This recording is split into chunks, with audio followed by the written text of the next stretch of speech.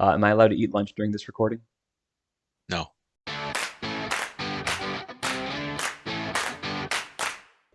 Welcome back to the D3 Datacast. I'm Zach Snyder, joined again by Matt Snyder. And before we get into this week's episode, we're looking to crowdsource some ideas for a future episode. We want to put together the ultimate Division III basketball fan bucket list. So if you have any thoughts on that, anything that a Division III basketball fan should see, do, experience, uh, maybe it's a venue, maybe it's a particular game or rivalry, maybe it's an event, anything that you think the most serious Division III basketball fan should have on their bucket list. We'd love to have some of your ideas. Of course, we've got a few of our own. Believe it or not, we already have attending a Hope Calvin game or a Calvin Hope game on the list. So we got that one covered. Don't worry. But yeah, we'd really love to solicit feedback on this, put together as comprehensive of a Division III basketball bucket list as possible for a future episode. So if you have some ideas for that, you can leave a comment down below here on YouTube, or you can find us on Twitter at D3 Datacast and hit us up there. Let us know. We'll kind of make a list, see if there's some common themes, and put that together for a future episode. So Matt, anything to add on that? No, just happy to see the ideas so far and keep them coming. Don't know exactly when that episode will come out, but we want to compile a list and get some of the best ideas out there. Right. We'd already have a tweet out there asking for some ideas, so that's already in progress. But want to hear as many ideas as possible. So comment here on YouTube on this episode, a previous episode, don't worry, we'll see it, or on Twitter. So with that being said, this week, we're going to not just try to get a particular fan base mad at us, but this time we're taking on entire conferences. So today is ranking the top 10 conferences in Division III basketball.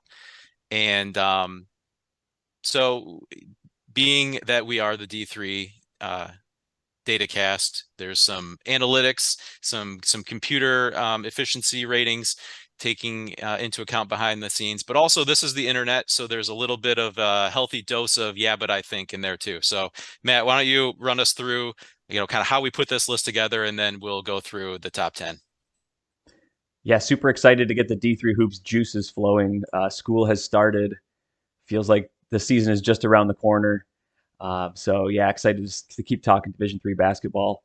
We wanted to take a look at who we think are the top 10 conferences right now.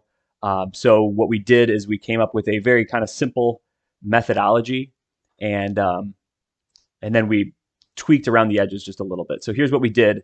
To get the kind of right now aspect, we wanted to look at the last 5 full seasons of data. It's kind of a roundish number. And we're just going to combine the two main computer systems that are out there, the Massey Ratings and then the efficiency ratings that I run, and just look at the ranking of each conference and then combining those two together. And then on each slide, we're also noting which conferences had Final Four finishes within this time frame, just as an interesting point to see. And as a note, with everything we're probably going to talk about this year, or even in the coming years, we're just going to throw out 2021 data. A lot of conferences didn't even play. Some teams played almost full seasons. Some teams played 3 games, 5 games, whatever. So we're not going to really talk about data from that season. We might have anecdotes from that season, not really changing the rankings based on that very much at all. Largely, the backbone is these computer systems. We're not adjusting too much manually, but we did make 1 or 2 big adjustments, as you'll see. So that's kind of the methodology here. And so after that, we'll jump right into it. First, we have an honorable mention, and then we'll get into the top 10. So first slide, honorable mention. It's actually kind of a dishonorable mention, if we're kind of honest. The Minnesota Intercollegiate Athletic Conference, MIAC, by the numbers, they were in the top 10. But I made the executive decision, and I think Zach agreed here, that we were going to kick them out of the top 10, just as they kicked out St. Thomas for being too good. In 2019, I think it was announced that St. Thomas would be, I don't know what their term was, involuntarily removed from the conference. And there's kind of a data reason here to kick them out. I think 2020 was their last season which they participated in the MIAC, and then we had COVID year, and then last year they were playing Division One.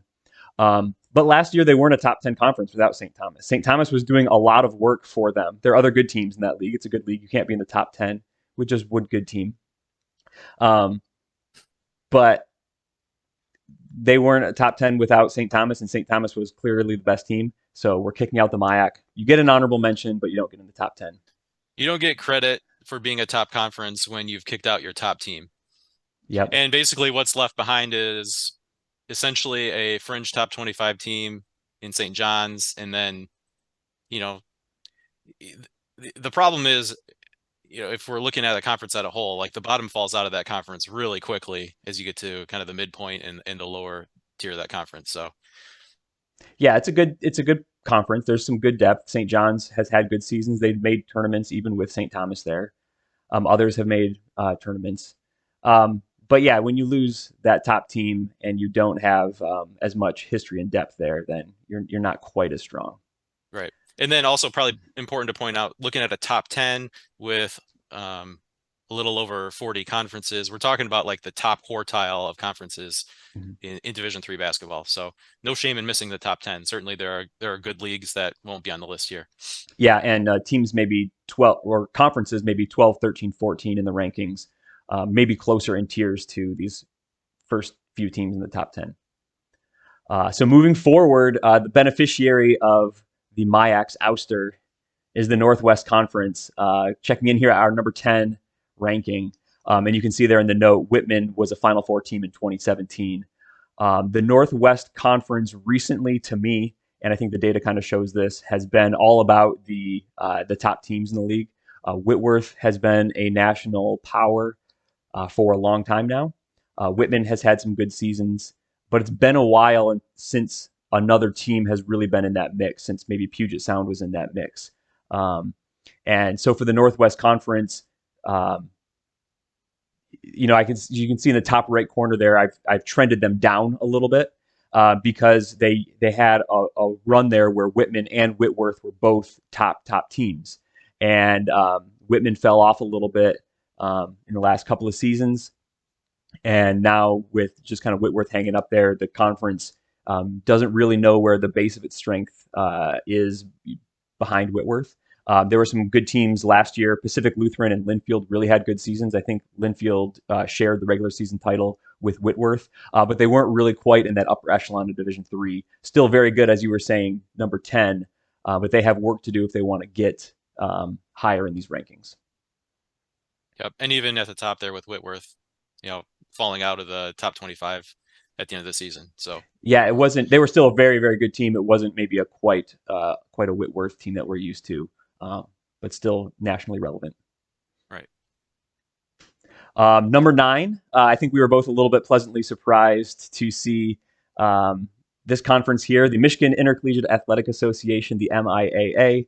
Our alma mater, Calvin, plays in the MIAA, and I figured they might be right around this cutoff line, and I was happy to see that they were just on the positive side of the top 10 rankings, trending up, actually. My take, historically, the Michigan Conference has been Calvin and Hope, and then kind of the rest. Been interested to kind of see the last few years how that has been changing. Part of it was maybe Calvin and Hope coming back to the pack a little bit, but some other programs are really on the rise.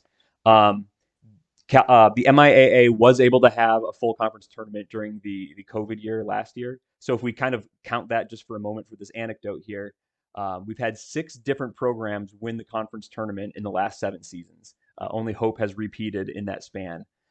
7 seasons goes beyond our data here, but the MIAA is growing more depth, more consistency, and maybe now we need to see some of those teams rise back into the upper echelon of Division III. We had Calvin make a Sweet 16 last year, but teams going deep into the conference or into the national tournament from this conference will continue to help that trend. And the MIAA has been trending up. Maybe a few years back, they were more like a 10 to 15 conference, and the last few seasons they've been trending higher. Right. It's this past season we really saw a top 4, bottom 4 situation, which is maybe what it was during the COVID year too. But just the strength at the top, we have four teams, Calvin, Hope, Trine, and Albion finishing the Massey top 90 last year. But then you had a big gulf between the top four and the bottom four, with the rest of the conference checking in the Massey ratings between Mhm. 234 and Yeah. 278. So there's really no middle ground. Now, right, like you said, there's a strength at the top, which is probably growing, but there's a lot of room for growth there at the bottom. hmm Yeah, and that's what's going to separate um, teams above the MIAA in the ratings is going to be a little bit more depth. And if you wanted to look at these rankings more as a tier list, I think we'd have a cutoff line right below number 9 here. Teams higher than this would be maybe in a tier above. Um, so this would be more similar to the Northwest Conference, the MIAC, than teams coming up. Any more fun facts about the MIAA? Well, obviously it's 9 on this list, but number 1 in our heart. Oh, number one in our heart. Throwing out the COVID year data probably hurts the MIAA a little bit, specifically with Trine. They were having a really good year. They had a really good team that year. They sort of played Randolph-Macon in that faux national title game. They got beat pretty good, but they were, if we had a full season, they could have been a top 10-ish Division three team. And who knows how we'd be looking at this if they, I mean, to me, they looked good enough to be a Final Four team, a Elite Eight team for sure. So maybe MIA could have been a little bit higher as well if we had had a COVID season there. So I want to Right. shout out Trine. Yeah. Well, entered last year, number 7 in the D3hoops.com top 25. And then as you know, they were still had a good season, but it just the way it Yeah, plays out, Calvin and Hope a little bit ahead of them. They were yeah, both received bids to the NCAA tournament. yeah. It didn't quite work out for them last year. Moving on next, then to number 8 is the Old Dominion Athletic Conference, the ODAC. Of course, Randolph-Macon champions last year of Division three. If COVID hadn't hit, we could be looking at 2 or 3 time champions here, possibly in that space. They were alive in 2020. They were the best team that played during COVID. They were the best team last year. To be honest, I was a little bit surprised to see this conference this low. I thought they might be flirting top 6, top 5. But one thing that stuck out to me as I was doing a little bit of a deeper dive in these conferences um, is that they've only been a multi-bid league in the NCAA tournament, having more than one team one time since 2015. I think that was 2019 when Guilford and Randolph-Macon made it.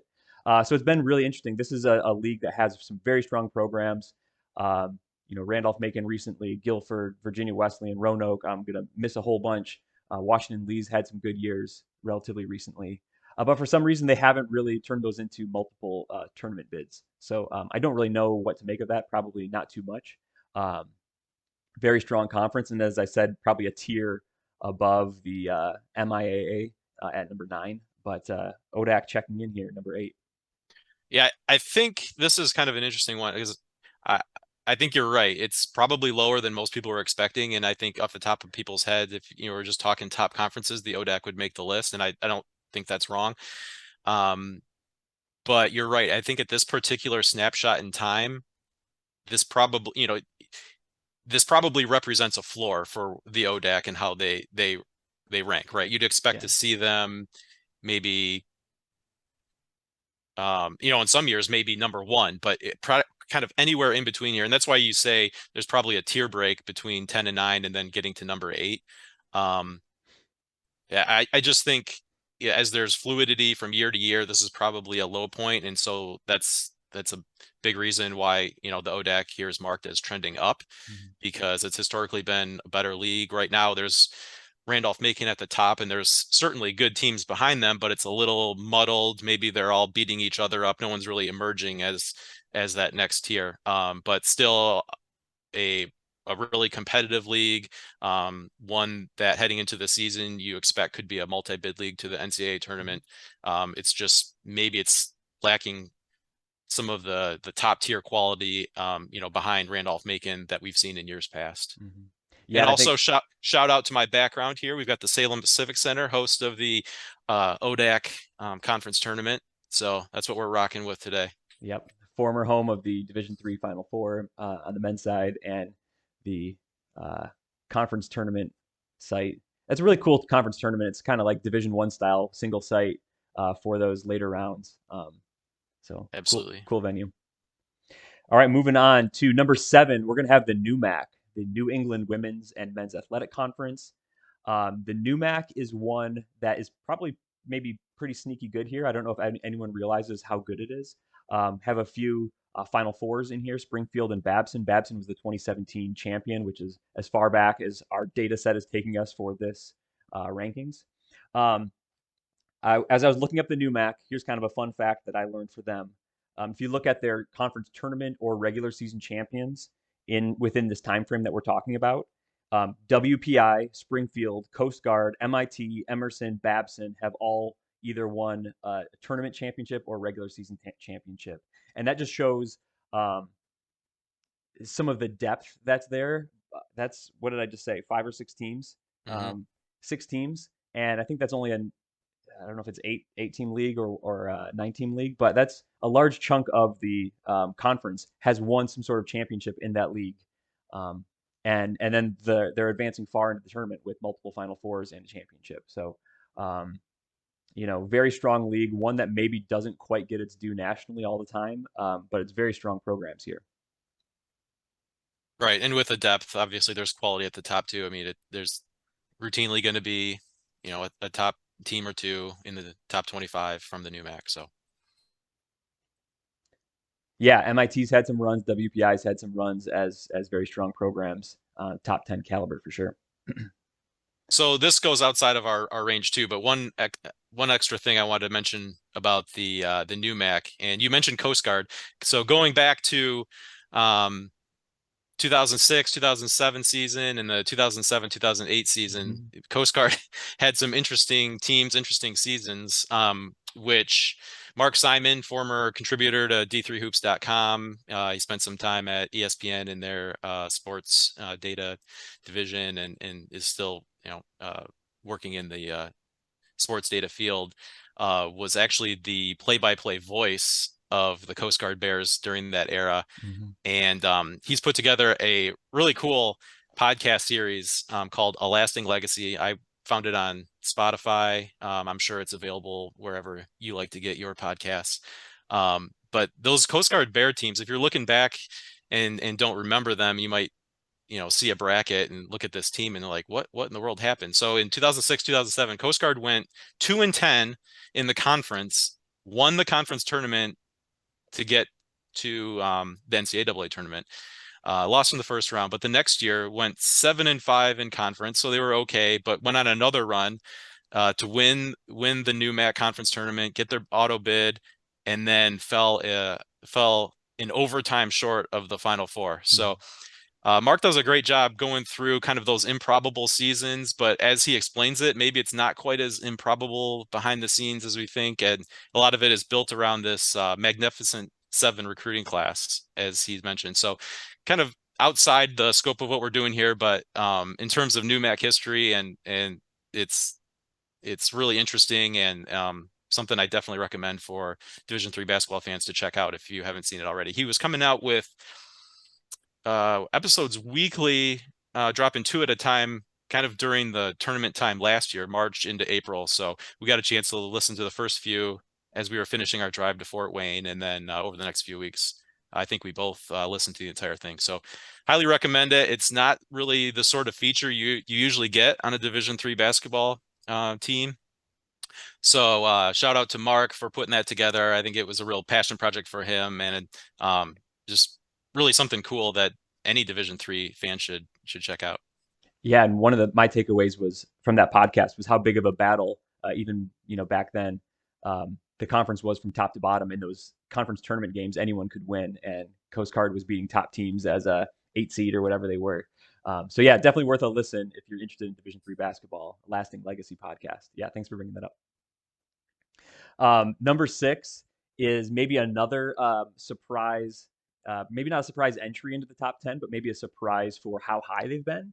The American Rivers Conference, the ARC, formerly the IIAC, the Iowa Conference. Um, they have sort of quietly put together a bevy of strong programs. You can see there, Nebraska Wesleyan, of course, was the 2018 Final Four finisher. The trend on this conference is down a little bit, probably because Nebraska Wesleyan has completed their top run as a top 5 team. They were winning, like 25 to plus games a season. They won a championship. So they're coming off of that, but still, even after that, the conference is pretty well loaded. A kind of a fun fact I wrote down for this conference, just in this data set we've been looking at this last 5 years or so. Coe, Loras, Wartburg, Dubuque, Nebraska Wesleyan, all have had 20 plus win seasons. Um, and you can lately it's been Dubuque, but you can almost not really tell which team. Buena Vista also in the mix regularly in that conference. Which of those teams is going to make the run, be at the top of the regional rankings? They'll often in Region 9, I think it is, get multiple teams in the regional rankings. Not always a team that's on the conference that's on the national radar, but the American Rivers Conference, by the data, um, been a very, very strong league for several seasons now. Yeah, and like you're saying, maybe not that top headlining team, although Nebraska Wesleyan certainly had some great years, headlined by that 2018 run. But they entered the tournament unranked that year and then went on to win the national championship. So maybe a little underrated going in, but kind of indicative of what that conference is. There's good depth, but maybe a little bit underrated in terms of the top teams. Uh, you mentioned that depth. So with Dubuque, Co, Loras, Wartburg, Buena Vista, and Nebraska Wesleyan. Nebraska Wesleyan took a little bit of a step back this past year, but those other five were all in the top 67 of Mm. Massey. And then you add in Nebraska Wesleyan, you've got a top six that's as good as anyone, really. And that's kind of how they find their way to this spot in the rankings here. And you mentioned, so we marked them as trending down. I think probably as we get onto it, this is probably where we see another tier break. So that might, trending down might be just kind of an indication that they're a little bit maxed in their tier as opposed to, us having a negative outlook. Um, but you've got a solid handful of teams here where if you're a Division III basketball fan looking to stream a random, game in February, this might be a place to look because you're going to get a lot of really competitive games between tightly matched teams that are, potentially working their way into top 25 consideration even. Yeah, for sure. Don't sleep on this conference, well, one bit. And you're absolutely right about the tier break. I had kind of another line under number 6, separating the next tier. So moving forward to the top 5 is the University Athletic Association, the UAA. Surprisingly, don't have a Final Four for the UAA in this time frame. Last 5 years, they're a conference that routinely has teams in the regional rankings, routinely has teams um, in the NCAA tournament. In fact, they've been a multi-bid league every year in this time frame, these last 5 tournaments, and they had 4 bids, I believe, last season into the NCAA tournament. They sort of get an advantage by being one of the couple of multi-regional conferences. They have teams playing all over the country in different regions.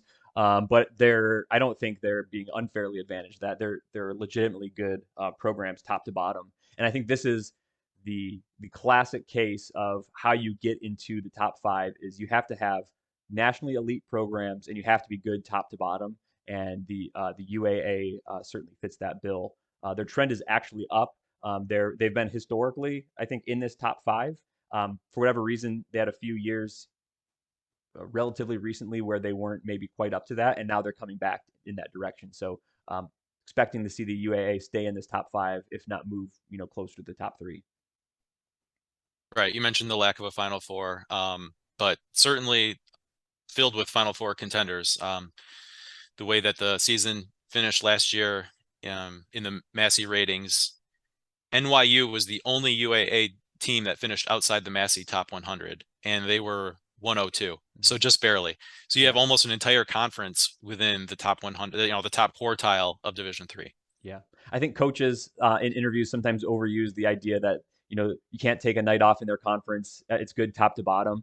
But these leagues like the UAA, it's serious. Like there's every team in the league is essentially in the top quarter of Division III. So you're playing the number 8 seed, doesn't matter. They're still going to be able to beat you if you have an off night. And just to clarify again, we're talking about the lack of Final Fours only since 2017 in the last 5 years. Right. UAA is obviously no stranger to Final Fours or champions or whatever. But just recently, as in a right now sense, they've been missing some Final Fours. Moving on to number four, our number four conference is the Ohio Athletic Conference, the OAC, kind of back maybe in its rightful position as a top five conference. I feel like maybe they were wandering in the wilderness for a few years and have now been restored to their prime position. Um, Trending kind of even. They've been pretty consistent at this level. Marietta was a Final Four team this last year. Mount Union uh, has been a mainstay in the top 25 for the last few years, generally speaking. So in this time frame we've been looking at for these rankings, the OAC has placed six different teams in the NCAA tournament. That's Marietta, Mount Union, like we mentioned. Heidelberg, I believe, has made a tournament. Capital and John Carroll. Um, that's only five. So it's either five or I missed one. But there's a lot of teams from the OAC that have been making tournaments, and that's another good league, top to bottom. Yep. Obviously, at the top there, you have Marietta, that I think at this point everyone recognizes has solidified themselves as, one of the true national power programs, rather than just, a team that's put together a good run. Yeah, we're surprised if Marietta's not finishing in the top 5 or 10 in a year, rather than the opposite now. All right, taking a look ahead at number three, entering the top three, the College Conference of Illinois and Wisconsin, CCIW. Trending even, they've been a mainstay in the top three of Division III for a while. I expect that to continue. If you can see here, this is the most impressive list of Final Fours I think that we have on here. Three different programs in the last the 5 seasons only encompasses 4 Final Fours too, because the 2020 Final Four didn't actually get to happen. So Elmhurst last year, Wheaton, Illinois, 2019, and Augustana in 2017. And even if you just look at last year, there were 3 CCIWs in the tournament. They all made it through the first weekend. Then Wheaton had to play Illinois Wesleyan, so one has to lose. And then Illinois Wesleyan loses a close game to Wabash in the Elite Eight. Elmhurst, of course, makes the Final Four. So if they didn't run into each other and you blink differently, you could have multiple CCIWs in the Final Four just last season. They're the top of this conference, can compete with anyone in Division III year in and year out. The regular season winner, the conference tournament winner, is supremely prepared for March, and you can never count out the CCIW winner in the NCAA tournament. Yep. Yeah, you just mentioned the depth into the tournament. They haven't been a single bid league since 2007. Just the one thing that's eluded them is the national championship. It's been since 1997 when Illinois Wesleyan won it.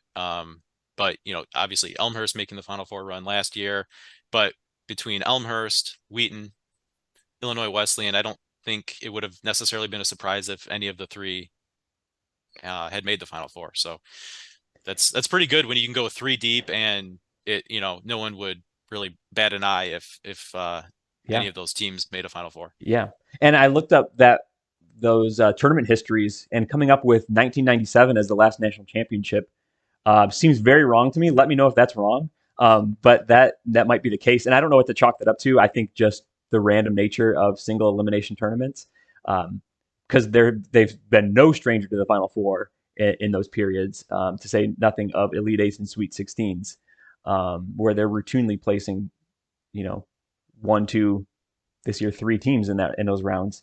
But I just couldn't believe it if with all the multi-bid teams, all the strong performers, that they've maybe not won a national championship since 1997. But that's why we don't put all of our stock in national championships. Yeah, right. I just want to point out here, there's over the last maybe 5 years been a much better effort to make a more balanced bracket. Yeah. So that probably has some of it. I know in the past it seemed like there was maybe a weaker quadrant where you'd get to a Final Four and there was maybe one team that wasn't necessarily on par with the other 3 teams. Yeah. And when things were bracketed much more regionally, with the Midwest area being traditionally pretty strong, you get teams beating up on each other. Yeah, and even now, often they have to go through Wash U or a UW school or two to get there. So you have really good programs beating up on each other, and I don't think that's just Midwest bias. I think that's where some strong teams are. So yeah, really great point about the bracketing. Coming in at number 2, the New England Small College Athletic Conference. That's the NESCAC. In 2017, Williams finished in the Final Four. I think they were also a Sweet 16 team this past season. Trending even, they're always in this top conversation as one of the best conferences. They're a team that's no surprise to having 2, 3, 4, 5 teams in the top 25, having multiple bids in the NCAA tournament. And it's just another deep league top to bottom. If you look at just their conference tournaments, the last 5 winners have all been different programs. So it's anyone can win the league because they're all strong. Yeah, just not much more to say about the NESCAC from me, except for they're always great. Yeah, it's just one of those leagues, whoever comes out of that league is going to be really good. Yeah. So I was looking at the D3Hoops.com top 25 archives page, and it noted that NESCAC is one of 3 conferences to have every single team in the conference ranked at some point during the D3Hoops.com era, which goes back quite a bit further than we're looking. The first D3Hoops.com poll was 1999-2000 season, but for an 11 team league, that's amazing. All 11 teams at some point have been ranked in the top 25 at least once. So only the UAA and the WIAC can claim that, but it's an amazing accomplishment. Mm-hmm. But the fact that the NESCAC is among that list with 11 teams is nuts. Yeah. Everyone's been good at one point. And with 11 teams, maybe the one thing you can knock them on a little bit is they only play the single round robin conference tournament, so everyone's not playing each other twice. Maybe historically they've filled the rest of their schedule up with too many cupcakes. But since we're basing this on data systems that try to account for schedule strength, I think there's still a legitimate a top conference like this. Absolutely. And moving on to number 1, you could probably call another tier break here, even in my mind, if you wanted to. But to probably no one's surprise, the number 1 conference in Division III is the Wisconsin Intercollegiate Athletic Conference. The WIAC is very strong top to bottom, year in, year out. Couple of Final Four finishes from UW Oshkosh recently. And one of those was a championship. I don't think I noted that correctly. Unless I'm mistaken, Oshkosh was the champion. 7 different programs, I believe, have made an entrance into the NCAA tournament within the last 5 tournament seasons. So within our time frame that we're looking at here, they've had 7 different programs in the NCAA tournament, and that's pretty incredible. Yeah, and if you look at the Massey Ratings, kind of similar to the UAA, jam-packed in the top 100. Only Stevens Point, which had a very uncharacteristic year, was outside of the top 100. So they played their entire conference schedule inside the Massey top 100. Mm-hmm. So you look at the record and it's like, well, you can kind of understand it when you're going to be an underdog in every single conference game that you play. Interestingly, they played only 3 games outside of the Massey top 100 all year last year, and they went 2-1 in those games. So you look at Stevens Point's record, it's certainly not what you expect to see from Stevens Point, but they may be looking to in for a big rebound this year. They may not have been as bad as that record looks, just because that schedule is ridiculous. Yeah, they might have been even a lot closer to good than their record last year. I mean, they probably were. And it's some people, nationally, if you don't really look at all the conferences, you might wonder, why is it always the WIAC this, the WIAC that? And more than just the WIAC, some of these other top conferences do the same thing. When you look at who they play in the non-conference, it's usually other pretty good programs, and they handle their business against those other programs. And when you win the majority of your non-conference games as a whole entire conference against these other conferences like the MIAA or the NCAC, who are around your region, MIAC, and you're winning these games against their mid to top tier teams, and you might be a 500 team in the WIAC conference, but that still means you're probably flirting with the top 40, 50 teams in all of Division III, just because the whole league top to bottom beats up on everyone else. And when you play inside your own league, you're going to have wins and losses there. And they do a better job than anyone of taking care of business in the non-conference, and their non-conference records are crazy. And it's usually against mid to good tier competition. They're not playing bottom feeders from these leagues either. Yep. A well-earned number 1. Yep, number 1. That's it. That's our top 10. Let us know if you have comments for us after all these ratings. I want to know your opinion, Zach. Who's going to be more mad conference members who didn't make the top 10, or conferences who are in the top 10 but felt like they should be higher? I think there's going to be some people that feel their conference should be higher. I think there's probably three that I think stick out. The UAA, the ODAC, and the CCIW. And then alongside the people who think their conference should be higher, I think you're going to get non-NESCAC people who are arguing against the NESCAC at number two. So I think those are going to be the main arguments. Yeah, I think you're right there. UAA at 5 does smell a little bit low. I think NESCAC is very legitimate at number 2, as we mentioned. Um, Yeah, but everyone loves to hate on the NESCAC. Everyone loves to hate on them because of what's at least perceived, if maybe in reality, maybe not, as cupcake non-conference schedules, single round robin, maybe liking to load up on home games. Um, you know how much all that is real or not, and advantageous in the regional rankings and things. I'm not really sure, but they can be a little bit of a national whipping boy for some of those things. But interesting, CCIW, even though they checked in at number 3, you think that that's going to get criticism for being too low? I think the argument could be made. Okay. I mean, being three, there's not a lot of room to move up, and I think even maybe the most fervent CCIW partisan wouldn't necessarily try to put a good faith argument against the WIAC. But yeah, that's why I say But I could see some anti-NESCAC sentiment maybe number coming in. 2. Yeah.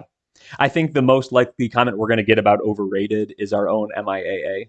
We're going to get, potentially the accusations of bias here, even though I don't think there were any. And within our time frame, there weren't any Final Fours. Not that we really did a lot of manually adjusting for Final Fours. Actually, to be honest, the only manual adjusting I did was St. Thomas, from 9 to 11, essentially. So even if we left not St. Thomas, did I say St. Thomas? MIAC. Even if I left them at number 9, MIAA still would have been number 10. But they really haven't had a top-notch program, or team in maybe these last several years. So I think nationally, maybe it's kind of like, why are we talking about the MIAA? But it's a little bit more of that mix of depth, not top tier depth. Right, we're not talking about a top 5 conference, but as a top 10 conference, by the numbers they've gotten there. Right.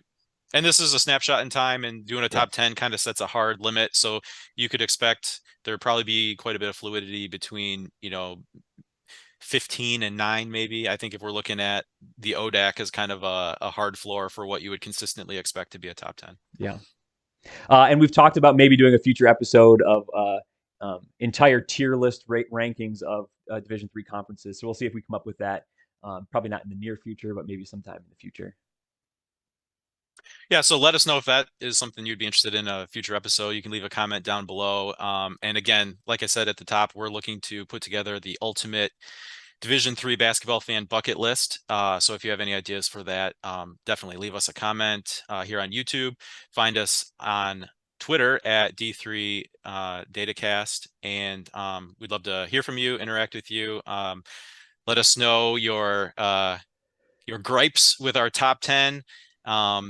And yeah, we just hopefully you can treat us with a little bit of kindness. This is all in good fun. We're not trying to ruffle any feathers or make anyone mad, but sometimes it's fun to kind of to look at how things stack up, team by team, but in this case, conference by conference. So that'll wrap it up for this episode. Thank you so much for joining us. If you enjoyed it, maybe share it with a friend. Make sure you've hit the subscribe button here on YouTube. That does definitely help us out. Give it a thumbs up. A thumbs up if you liked it. If you didn't, give it a thumbs down and let us know what we could do better next time. And in the meantime, yeah, enjoy the fall as the Division III season gets even closer. Good job, team.